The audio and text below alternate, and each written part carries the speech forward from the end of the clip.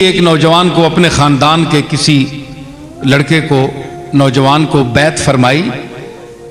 تو اس نے فرمایا، آپ نے فرمایا مشرف فرما کر ہدایت فرمائی کہ جب تک بزرگی کا غرور سر سے باہر نہیں نکالو گے بزرگ حقیقی کی بارگاہ میں بار نہیں پا سکو گے۔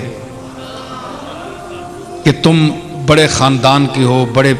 کسی پیر صاحب کی اولاد ہو،